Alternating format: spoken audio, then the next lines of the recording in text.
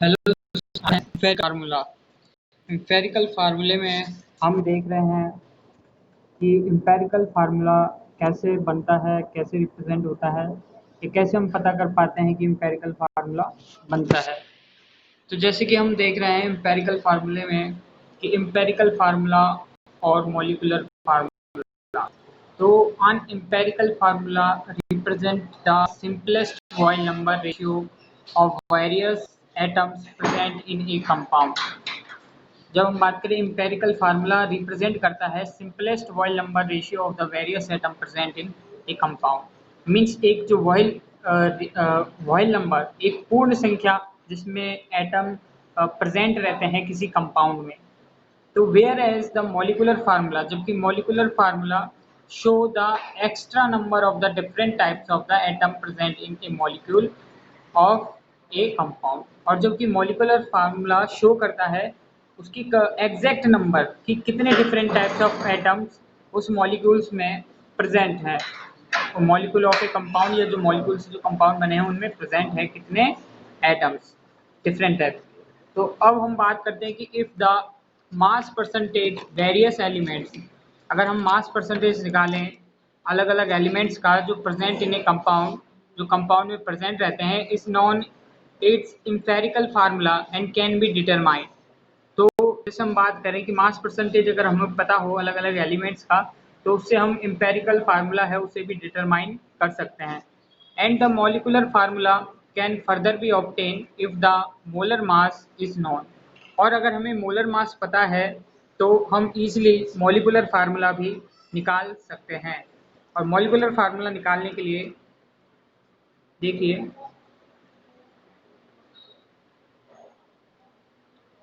molecular formula can be further determined, further be obtained if the molar mass is known। तो the following example illustrate this sequence. तो हमको एक example के through हम इसको समझेंगे कि कैसे मॉलिकुलर फार्मूला और एम्पेरिकल फार्मूला निकालते हैं या प्रोड्यूस करते हैं। तो देखते हैं।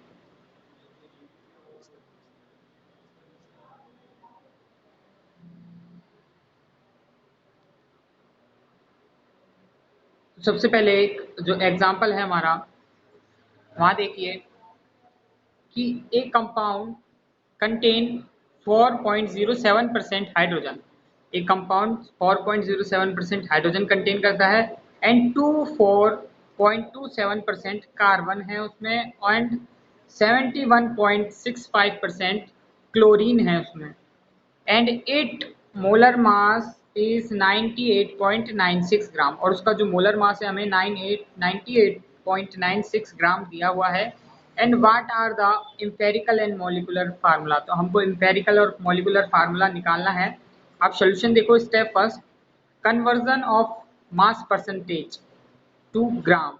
मीन्स जो मास परसेंटेज है सबसे पहले हम उन्हें ग्राम्स में कन्वर्ट करेंगे।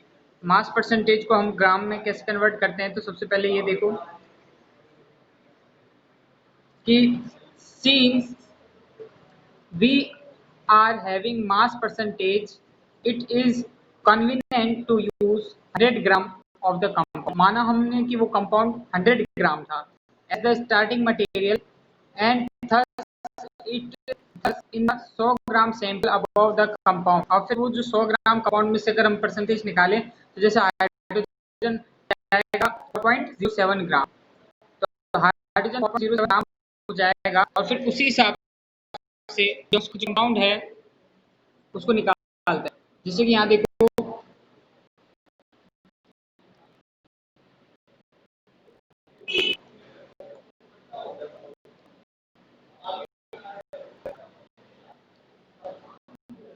अब यहाँ पे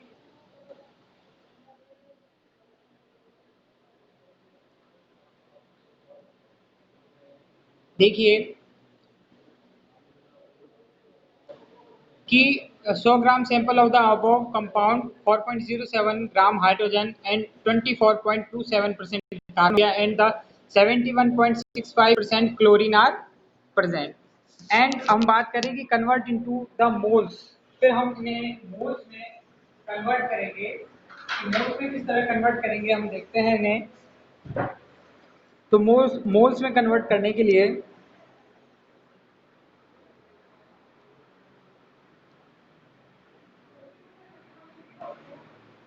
देखिए कि divide the mass obtain above by the respective atomic mass. तो जो हमें मास है जो ऑब्टेन हुआ है above by the respective atomic mass से हम उसे डिवाइड करेंगे। एंड द वेरियस एलिमेंट्स, अलग अलग एलिमेंट्स के, जैसे कि भाई this gives the number of the moles, जिससे हमें मोल्स के नंबर प्राप्त होंगे, and constituents elements in the compound, और जो कौन कौन से कॉन्स्टिट्यूएंट्स है कंपाउंड में वो पता चलेगा। तो हम बात करें कि मोल्स ऑफ हाइड्रोजन, हाइड्रोजन के मोल्स निकालने के लिए जो हमने टोटल वेट था 4.07%, जो उसमें हाइड्रोजन का एटॉमिक वेट परसेंट था टोटल, तो उसे हमने एक हाइड्रोजन के वेट से डिवाइड किया, तो हमें जो मोल्स है वो प्राप्त हुआ, तो हमें 4.04 मोल मिले। और ऐसे ही हम डिवाइड करेंगे कार्बन और एंड क्लोरीन को। देखो जैसे कि कार्बन के जो मोल्स ऑफ कार्बन है, तो टोटल परसेंटेज था 24.27 ग्राम। तो हमने एक जो कार्बन का जो वेट है उससे हमने इसको डिवाइड किया, तो हमें 2 कार्बन के मोल्स मिल गए। और मोल्स ऑफ क्लोरीन में बात करें तो 71.65 ग्राम जो क्लोरीन का परसेंट था, उस जो मास परसेंटेज कंपाउंड में था, तो हमने उसको 35.432 से डिवाइड किया, तो 2.021 हमें मोल क्लोरीन के प्राप्त हुए। तो अब इसी के बाद हम देखते हैं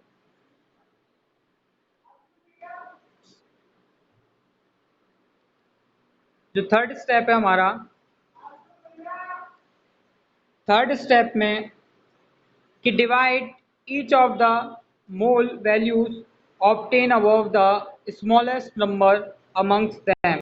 तो हम डिवाइड करेंगे एक एक मॉलिक्यूल्स को, वैल्यूज जो हमें प्राप्त होती है the smallest number of the amongst them, जो स्मॉलेस्ट नंबर जो हमें इससे मिलते हैं। तो बात करें सीन्स 2.021 स्मॉलेस्ट वैल्यू, सबसे स्मॉलेस्ट वैल्यू 2.01 थी, and the value division by its give to the ratio. तो हमने जो इस वैल्यू को जब डिवाइड किया तो 2:1 हमें रेशियो मिला। और 2:1 रेशियो जैसे हमें पता था भाई, जैसे फर्स्ट हाइड्रोजन था तो हाइड्रोजन का रेशियो 2 मीन्स जो हाइड्रोजन कितने रेशियो में होगा, 2 रेशियो में, मतलब हाइड्रोजन की 2 मॉलिक्यूल प्रेजेंट होंगे।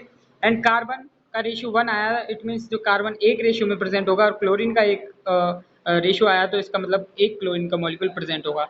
तो in the case of the ratio are not whole number, then they may be converted into the Boyle number by the multiplying by the suitable coefficient। अब हमें जैसे ये 2 हाइड्रोजन परसेंट है, तो इसको मल्टीप्लाई करना पड़ेगा सुटेबल कॉफिशिएंट से। सुटेबल कॉफिशिएंट से जब हम इसे मल्टीप्लाई करेंगे तो स्टेप 4 देखो, स्टेप 4 में हमें क्या करना है कि write down the empirical formula of the mentioning the number after writing the symbol of the respective elements. Means जब हमने मल्टीप्लाई करके जो फार्मूला लिखा, तो हमें CH2Cl is thus the empirical formula of the above compound. तो हमें empirical formula मिला उस कंपाउंड का, है ना। फिर हम बात करें स्टेप 2 में, तो राइटिंग द मॉलिकुलर फार्मूला। अब हमें इसका मॉलिकुलर फार्मूला लिखना है। अब मॉलिकुलर फार्मूला लिखने के लिए हमें क्या करना है, देखिए तो स्टेप 5 हम देखते हैं कि determine the empirical formula mass by the adding of the atomic mass of various atomic present in the empirical formula.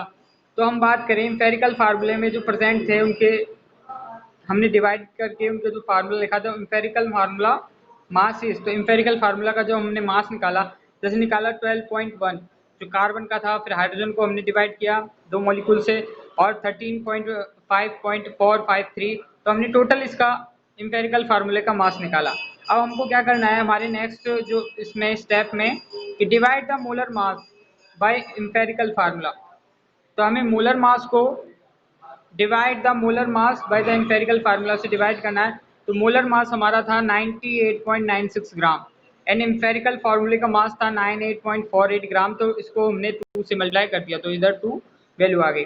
तो multiply empirical formula by n. तो जो एम्पेरिकल फार्मूला है, मल्टीप्लाई एम्पेरिकल फार्मूला को हमने by n obtain above to the get the molecular formula. अब हम उसे obtain above the get the molecular formula, अब हम उससे मॉलिकुलर फार्मूला प्राप्त करेंगे।